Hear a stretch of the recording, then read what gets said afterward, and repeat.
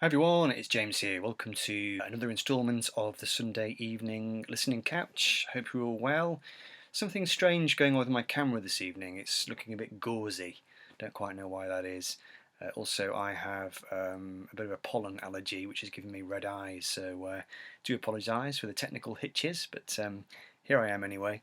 So yeah, just going to recap on the week's listening. Got a couple of requests today. Don't forget, if you want me to review a particular album of your choice, you can stick it in the comments below. If I like the album, if I enjoy it, then I will talk about it. I'm going to start with a couple of things that I've been listening to just under my own steam. The first thing, just a really quick one, Charlie Parker Plays It Cool. I've chucked away a load of jewel cases for my CDs and replaced them with this little system. It did occur to me to make an entire video just on that topic, because it would probably get about 10 million views if I did, but I'm not sure if I can be bothered. Yeah, it does create an enormous amount of shelf space, but I've done that. Charlie Parker, this CD used to live in my car. I had this in my car for a couple of years and played it a million times, you know, so I just know all these pieces inside out.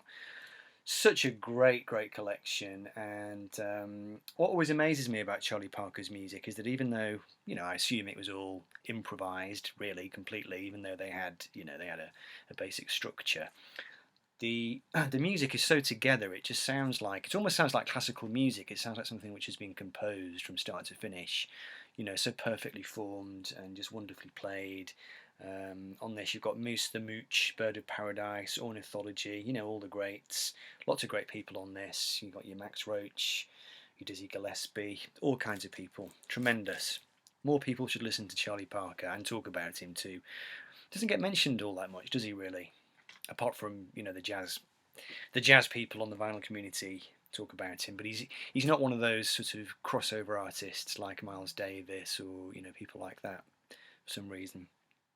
Anyway, so from jazz to classical now. Don't often talk about classical music on this channel, but I went back to this.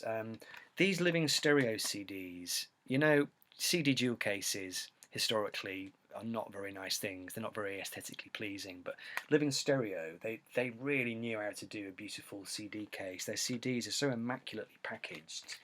It's very rare that you'll hear me raving about a dual case, but I do love the way they do these. Stereo, obviously, you know, have been around for donkey's years. They were a vinyl imprint for many years, and you know, they're known as being excellent high fidelity sound recordings. This is Ravel. This is his 1912 ballet score, Daphne et Chloe, which essentially is the story of a goat herd and a shepherdess.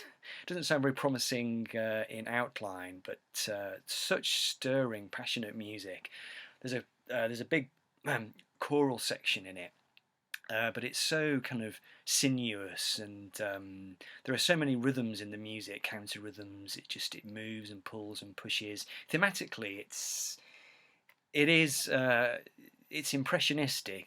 You know, Ravel wrote impressionistic music, but it's not one of his more, well, I don't think it's one of his more kind of immediate pieces, really. The themes not hugely immediate. It takes a bit of listening to. This is one I pull off the shelf every now and then, and I usually have to listen to it twice in a row in order to get my head around it. It's quite a long piece. It's about 52 minutes. And I first kind of got attracted to this piece. There's a famous story about George Martin, the Beatles producer, trying to turn John Lennon onto classical music. And he invited John round to his house one evening, and he played him this piece from start to finish, and he made John sit there and listen to it. And John did as he was told. He sat there and listened to it. And at the end, he turned to George Martin and said something like, "Yeah, I see what you're driving at, but I'd forgotten the tune when it got to the end." You know, he said that he could grasp the melody of it in the opening bars, but classical music has that way of just endlessly going around the houses, and then by the time you get to the end, you've forgotten how it started. Anyway, that was his feedback to George Martin. I always thought that was quite funny. I don't think he was 100% convinced. I think to his dying day, John Lennon was a rocker, but that's quite a nice story, and it was really nice to go back to that. Like, the living stereo CDs and the records are absolutely fantastic. Okay, so 2 requests now. The first one, this comes from Sean Whelan in Bangor. Check out his channel. That's SW Studio Productions. Sean's a big Bowie fan. He asked me if I could do a quick little review of Lodger by David Bowie. Now this actually had been in the CD player a couple of weeks, I think, before Sean asked for it, so that was quite handy. And this is the record that he did with Tony Visconti. It's the one after Low and Heroes, and it's often seen as being the third of a trilogy. Bit strange because it wasn't recorded. So the trilogy is meant to be the Berlin trilogy, but this album was not recorded in Berlin. I think it was recorded in, was it Switzerland or somewhere? It's not really of a piece with Low and Heroes. It's much more traditional, I guess. It's kind of song based again. Although, you know, Low and Heroes both had a side each of just straightforward, well, not straightforward, but vocal songs, but then they had those strange side two instrumental pieces.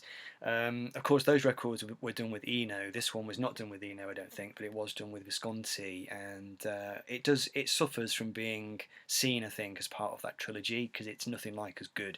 It does get off to a cracking start with the song "Fantastic Voyage," which is probably in my definitely top 10 David Bowie songs, maybe even top 5. Very, very melodically rich, beautiful song, just incredibly atmospheric, and it's just one of David Bowie's most tuneful, haunting melodies. It does go into some weirdness. You've got African Night Flight and the fourth track, Yassassin, Turkish for long live. And both those songs, I guess, are more in the spirit of the Berlin records. They're kind of abstract, not quite instrumental pieces, but they've got strange vocals in them, and you know, they're kind of mood pieces really. They're a little bit on the strange side, but they're good. You know, they're not earth-shatteringly great, but they are good. And then you've got tracks like Red Sails, DJ, which is good fun. I like that track. Boys Keep Swinging, I'm really fond of. That was I think it was the first song I ever played on the drums in public. Long story, won't bore you with it, but I think I played it quite badly. But that's a great track. That's the song, I think, which Blur ended up having to give a songwriting credit to Bowie, did they? Or they had to settle it out of court. Their track, MOR, I think it was, from the eponymous fourth Blur album. It sounded incredibly like it, but it's a very kind of swingy, attitude-y Bowie song. It's got a great driving rhythm to it. The two weak links on this album are at the end, I think. Repetition and Red Money, both of those are quite forgettable, and it's a shame in a way. Again, you know, a bit like Heroes and Low, they both end incredibly strongly. You know, at the end of Low, you've got Subterraneans, which is a really moody, incredibly bleak piece really, and then Heroes ends with a kind of uplifting track, doesn't it? The Secret Life of Arabia. This one, like I said, it falls a bit flat at the end, so you know, it's a 6 out of 10 album, 7 out of 10 album on a good day. I'm quite partial to listening to it on a kind of autumn evening when the rain's coming down outside. It's quite a damp sounding record, and luckily after this, you know, Bowie caught his muse again properly and went on to do Scary Monsters next, of course. So that's Lodger, and that was for Sean Whelan, SW Studio Productions. And the final one we'll look at today, this is another request. This comes from Duncan McIntosh. Hi Duncan, thanks for dropping me your recommendation or your suggestion. And it was to review the Flaming Lips album, Yoshimi Battles the Pink Robots, which I listened to last night for the first time in a long time. And this record was the one that broke them big, really. I became aware of the Flaming Lips maybe the year before the Soft Bulletin came out. And I won't talk about it too much because I intend to do a Flaming Lips video, hopefully in the not too distant future. But I went to see them basically on the Soft Bulletin tour, and it was just one of the greatest gigs I've ever been to. I had tears in my eyes, you know, it was a true catharsis. It was an extremely moving performance. Then they made this album, and this one, it sort of, it took them off into the realm of kind of electro weirdness, really. They were clearly messing about in the studio with a lot of technology. There was a Japanese influence maybe on the lyrics, on the music a little bit. I know the heroine Yoshimi, she was meant to be based on there were a couple of bands, weren't there? A couple of Japanese bands that the Flaming Lips were into. So, I mean, the music doesn't sound Japanese at all, but you know, it looks like, when you look at the cover, it looks like it's going to be a kind of high concept album, but in fact it's not really at all. You know, most of the tracks are quite, lyrically, they're quite kind of down to earth. You've got Ego Tripping at the Gates of Hell, which is a kind of just a a broken-hearted love song, really. It's Summertime, again, which is quite a low-key reverie. Fight Test at the start is all about a very simple story, really. The singer just, saying how he'd wished he'd grabbed the opportunity to make a life-changing decision in his life at the time, but he didn't, and then it was too late. So lyrically, it's almost kind of quite prosaic. It's quite kind of down to earth and quite kind of normal, but then they couch it in all this beautiful kind of dream pop, dreamy, orchestral, very lyrical kind of arrangements, but all mixed in with kind of bleeps and buzzes, and they're quite hot on the reverb on this record. You'll get a sudden guitar chord with like a huge bit of reverb on it, and then it'll just vanish. And lots of little machines. There's probably what are those machines called? Was it a 303? It was like a kind of acid machine, wasn't it? And lots of samples and strange things going on. It was definitely them trying to look beyond the rock band format, which is where they were headed for, certainly on the Soft Bulletin.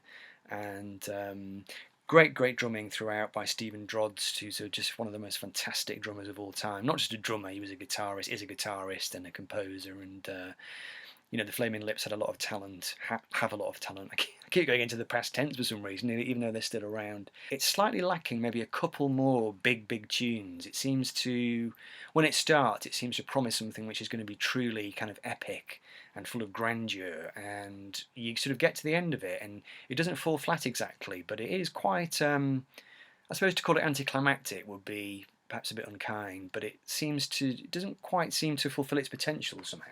It certainly sounds like the soundtrack to a very strange film that you've dreamt in your sleep, But I sometimes wonder whether it could have done with a couple of just more kind of big commercial songs on it. I mean, perhaps I'm completely wrong. That might have ruined it entirely, But this record, there was a huge amount of expectation and excitement around this when it came out, which I can remember distinctly. And it's still a very interesting listen, and definitely one of the most interesting albums of the decade, of the noughties, without question. So there we go, that's my 4 for this week. So do keep your requests coming in. For those of you who've sent requests already, thank you very much. Rest assured I am now making lists, and I will get to these albums as soon as I humanly can. So that's it for now. I love you and leave you. Take care, folks. See you soon. See you next Sunday. Bye.